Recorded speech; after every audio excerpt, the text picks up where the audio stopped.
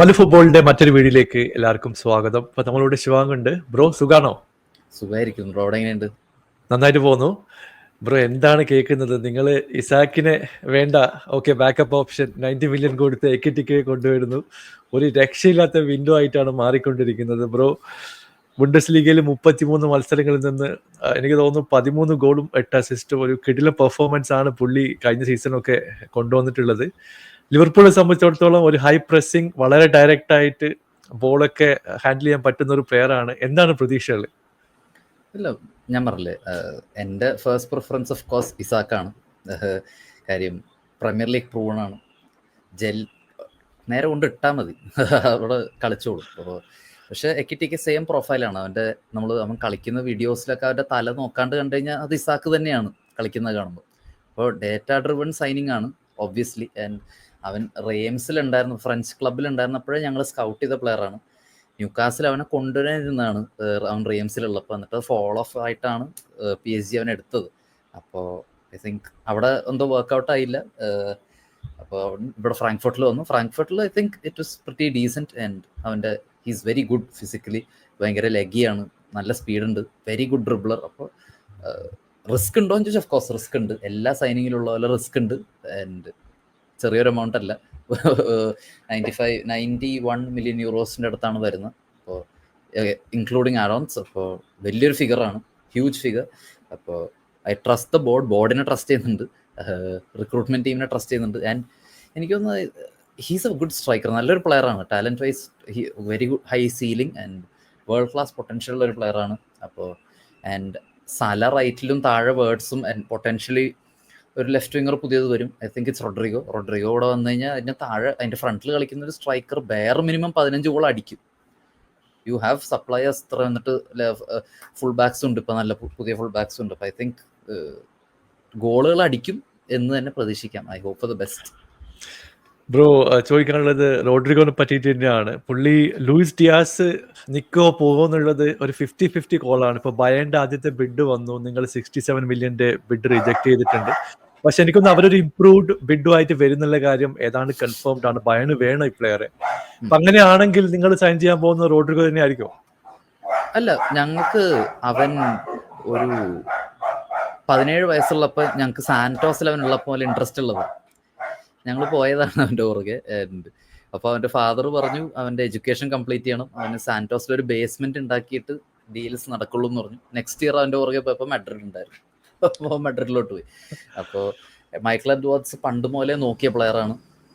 Same ഇപ്പം ഞങ്ങൾ recruitment നടത്തുന്ന പകുതി പ്ലെയേഴ്സ് മൈക്കൽ എഡ്വേർഡ്സ് പണ്ട് സ്കൗട്ട് ചെയ്ത പ്ലെയേഴ്സാണ്. സോ വേർഡ്സ് അതെ, എക്കിറ്റിക്ക് അതെ, ഇസാക്കിനെ നോക്കിയതാണ്.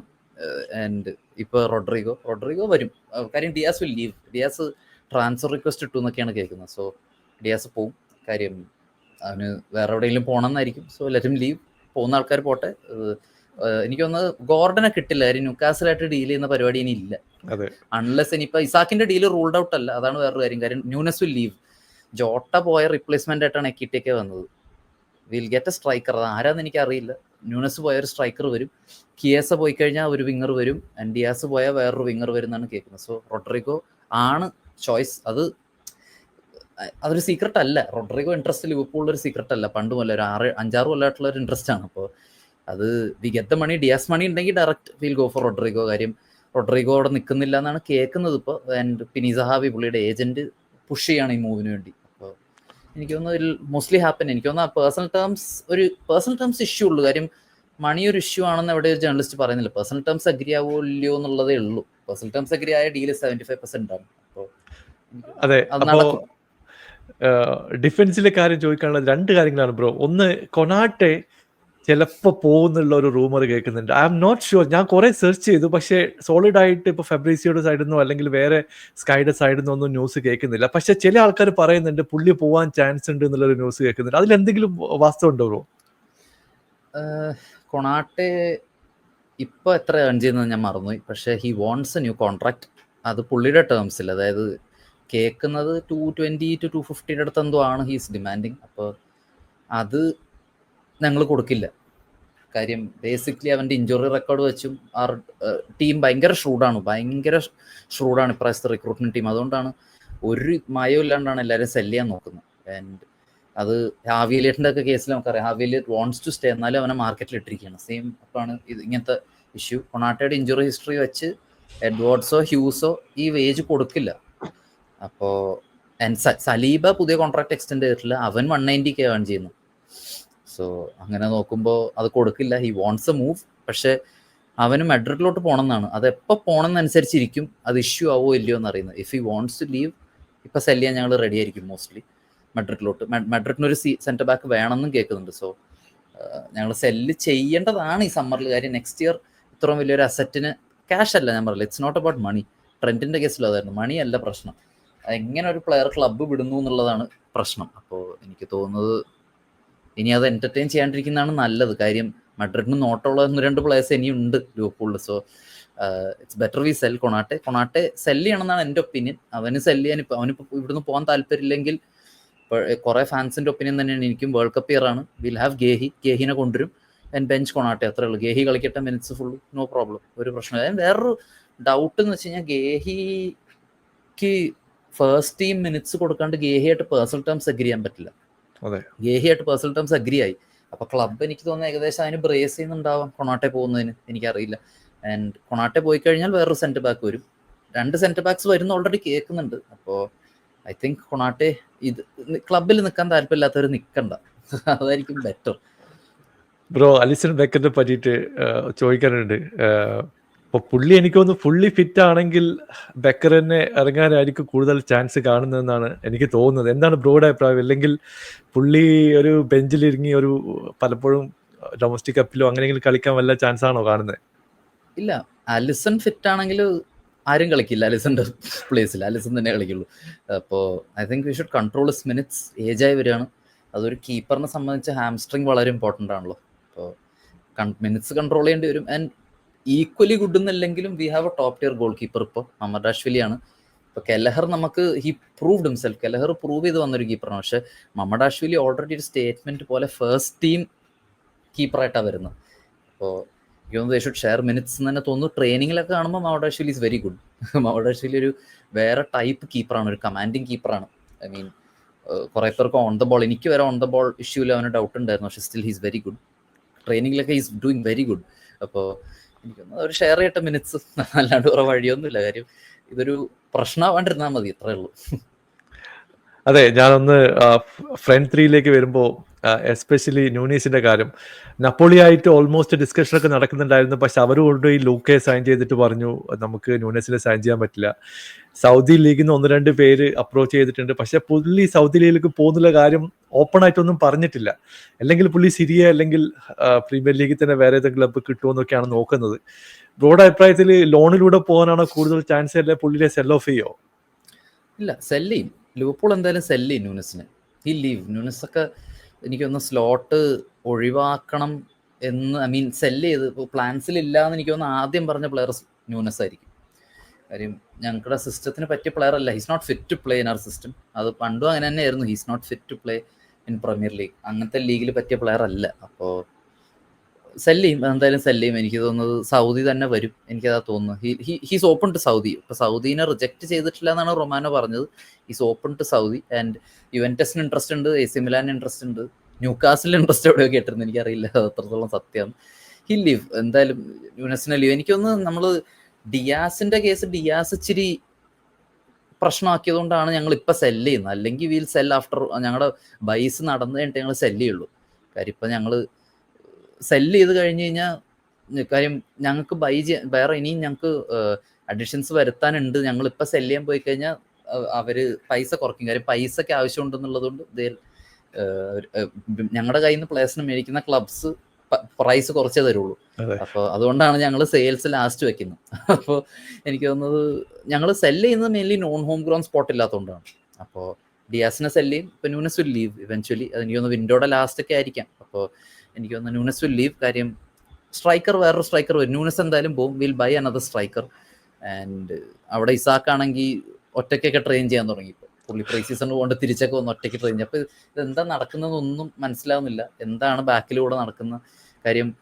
പെട്ടെന്ന് ഒരു ദിവസം യൂട്യൂബിൽ ഫബീനോനെ അനൗൺസ് ചെയ്ത ആൾക്കാരാണ്. അപ്പോൾ ഒന്നും പറയാൻ പറ്റില്ല, ഇവരൊന്നും വിശ്വസിക്കാൻ പറ്റില്ല. സോ എന്താണ് ബാക്ക്ഗ്രൗണ്ടിൽ നടക്കുന്നത്, because we have room for money. Details വരുമ്പോൾ വിത്തൗട്ട് സെയിൽസ് ഇസാക്കിനെ മേടിച്ചാലും വി ക്യാൻ സ്പെൻഡ് മണി എന്നാണ് കേൾക്കുന്നത്. 200 million pounds അടുത്ത് സ്പെൻഡ് ചെയ്യാന്ന് കേൾക്കുന്നു. സോ ഇത് ഹൈലി ഞാൻ ഇടക്കിടക്കൊക്കെ രാത്രി നോക്കും ഇങ്ങനെ ട്വിറ്റർ എടുത്ത് നോക്കുമ്പോൾ ആർട്സ് ഒക്കെ ശരിക്കും നടന്നത് തന്നെയാണോ എന്ന് ഞാൻ നോക്കും. കാര്യം ഇത് എനിക്കിത് വിശ്വസിക്കാൻ പറ്റുന്നില്ല, ക്ലബ് ഇങ്ങനെ ആക്ട് ചെയ്യുന്നു. ആൻഡ് ഇപ്പോഴെങ്കിലും ചെയ്തത് നന്നായി. കാര്യം ഒരു ബൗൺസിൽ നിൽക്കുമ്പോൾ തന്നെ മാനേജറെ സപ്പോർട്ട് ചെയ്യുന്നതാണ് നല്ലത്. അല്ലെ, എനിക്ക് ഏറ്റവും ഇൻട്രസ്റ്റിംഗ് ആയിട്ട് തോന്നിയത്, സാധാരണ ഒരു നിങ്ങളൊരു പ്രീമിയർ ലീഗ് അടിച്ച ഒരു ക്ലബ്ബ് അല്ലെങ്കിൽ ഒരു പ്രീമിയർ ലീഗ് ടൈറ്റിലൊക്കെ അടിച്ചിട്ടുണ്ടെങ്കിൽ മാക്സിമം നോക്കുക എന്ന് പറയുന്നത്, ഓക്കെ ഒരു സീസണും കൂടെ 1-2 സൈനിങ്സ് ഒക്കെ കൊണ്ടുവന്ന് ഒരു സീസണും കൂടെ എങ്ങനെയെങ്കിലും ഓടിച്ചു പോവുക, കാരണം നമുക്ക് ഓൾറെഡി ഹയസ്റ്റ് റവന്യൂ കിട്ടി, പ്രീമിയർ ലീഗ് അടിച്ചു. പക്ഷെ നിങ്ങൾ നേരെ തിരിച്ചാണ്. അപ്പൊ ഫ്രണ്ട്ഫുഡ് പോയി ആ ടൈറ്റിൽ റീറ്റെയിൻ ചെയ്യുക അല്ലെങ്കിൽ അടുത്ത ലെവലിലേക്ക് പോകാനുള്ള പരിപാടികൾ ഓൾറെഡി തുടങ്ങിക്കഴിഞ്ഞു. അത് ശരിക്കും പറഞ്ഞിട്ടുണ്ടെങ്കിൽ കൊണ്ടുവന്നിട്ടുള്ള പ്ലേയേഴ്സിന്റെ ക്വാളിറ്റി നോക്കി കഴിഞ്ഞിട്ടുണ്ടെങ്കിൽ ഇറ്റ്സ് നോട്ട് ലൈക്ക് ഒരു ബാക്കപ്പ് ആയിട്ട് സ്കോർ ഡെപ്തിന് വേണ്ടി കൊണ്ടുവന്നല്ല. ഫസ്റ്റ് ലെവലിൽ കളിക്കാൻ പറ്റിയ പ്ലേയേഴ്സിനെയാണ് ഡയറക്റ്റ് ആയിട്ട് ഓൾമോസ്റ്റ് സൈൻ ചെയ്തിട്ടുള്ളത്. അതായത് അവർ വന്ന് ട്രെയിനിങ് കഴിഞ്ഞിട്ടുണ്ടെങ്കിൽ ഡയറക്റ്റ് 11-ൽ ഇറങ്ങാം. അതെനിക്ക് തോന്നുന്നു വളരെ പോസിറ്റീവാണ്. സാധാരണ നമ്മൾ ചെയ്യാറുള്ളതൊക്കെ സ്കോർ ഡെപ്ത് ഒന്ന് കൂട്ടുക, അല്ലെങ്കിൽ ഇവിടെ ഒരു ബാക്കപ്പ് വേണം, പുള്ളി കളിക്കുന്ന ഇഞ്ചുറി ആയിട്ടുണ്ടെങ്കിൽ ഒരു ബാക്കപ്പ് വേണം. ആ പരിപാടിയൊന്നുമില്ല. അതെനിക്ക് തോന്നുന്നു FSG ബോർഡും നിങ്ങൾ എടുത്ത തീരുമാനം ഒരു സത്യം പറഞ്ഞിട്ടുണ്ടെങ്കിൽ മറ്റ് ടീമൊക്കെ കോപ്പി ചെയ്യേണ്ട കാര്യമാണ്. കാരണം പലരും ചെയ്യുന്നതെന്ന് വെച്ചിട്ടുണ്ടെങ്കിൽ ഈ സമയത്ത് ബാക്ക് ഓഫ് ചെയ്ത് പിന്നീട് റീബിൽഡിലേക്ക് 2-3 വർഷം കഴിഞ്ഞ് പോകേണ്ട സിറ്റുവേഷന് പോലെ ഇപ്പോഴേ ഫ്രണ്ട് ഫുഡ് പോയിട്ട് അത് ചെയ്യാന്നുള്ളതാണ്. ഇല്ല, ഞാൻ അന്ന് ബ്രോഡോ കഴിഞ്ഞ ഡിസ്കഷനിൽ ഞാൻ പറഞ്ഞതാണ്. കാര്യം ഇപ്പോൾ ഇൻക്ലൂഡിങ് സ്പേഴ്സ്, കാര്യം സ്പേഴ്സിന് ചാമ്പ്യൻസ് ലീഗ് ഉണ്ട് പ്രാവശ്യം.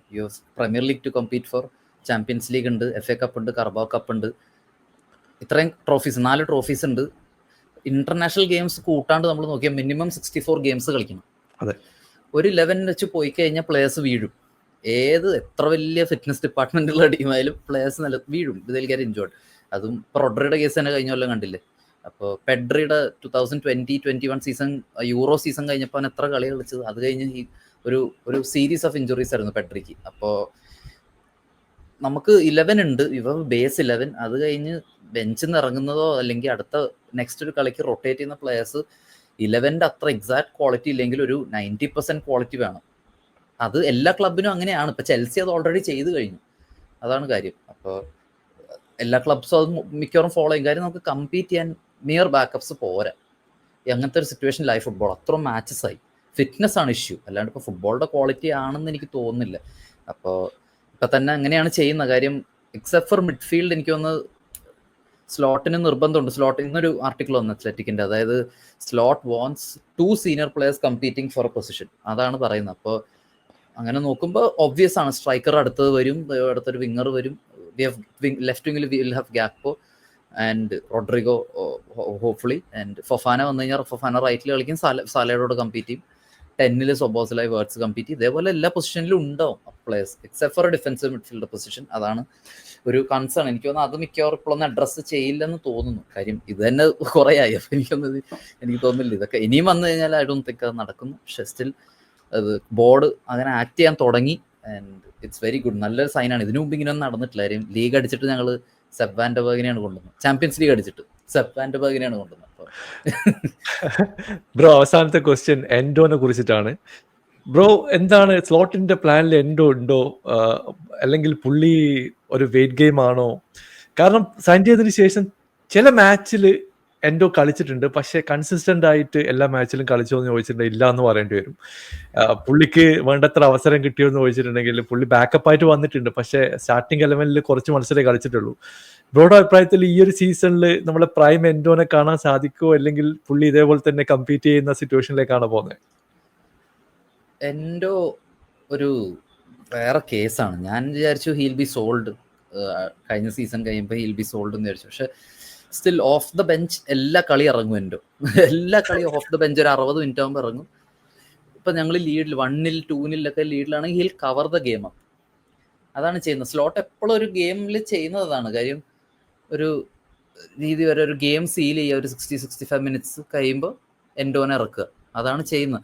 ആൻഡ് എൻഡോയുടെ അടുത്ത് ഇതിനെപ്പറ്റി ചോദിച്ചപ്പോൾ എൻഡോ പറഞ്ഞത് എൻഡോന് ലൂപ്പുള്ള കോൺട്രാക്റ്റ് ഉണ്ട്, എൻഡോന് പോകണ്ട, ഇവർ സെല് ചെയ്യണം തീരുമാനിച്ചാലും ഞാൻ പോകണ്ടേന്നാണ് എൻഡോ ചോദിക്കുന്നത്. എൻഡോന് പോകണമെന്നില്ല. He's ready to fight per position അല്ല, കാര്യം എക്സ്പീരിയൻസ്ഡ് ആയിട്ടുള്ള ഒരു പ്ലെയർ ആണ്, ജപ്പാന്റെ ക്യാപ്റ്റനാണ്. അപ്പോൾ പുള്ളിക്ക് മിനിറ്റ്സിന് നിർബന്ധമൊന്നുമില്ല, ഹീസ് ഫുള്ളി ഫിറ്റ്. എനിക്ക് തോന്നുന്ന ടീമിലെ ഏറ്റവും ഫിറ്റസ്റ്റ് ആയിട്ടുള്ള ആൾക്കാരിലൊന്നാണ് എൻഡോ. ഭയങ്കരമായിട്ട് ഹാർഡ് വർക്ക് ചെയ്യുന്ന പ്ലെയറാണ്. അപ്പോൾ എക്സ്പീരിയൻസ് ഉള്ള പ്ലെയേഴ്സ് ടീമിൽ വേണം.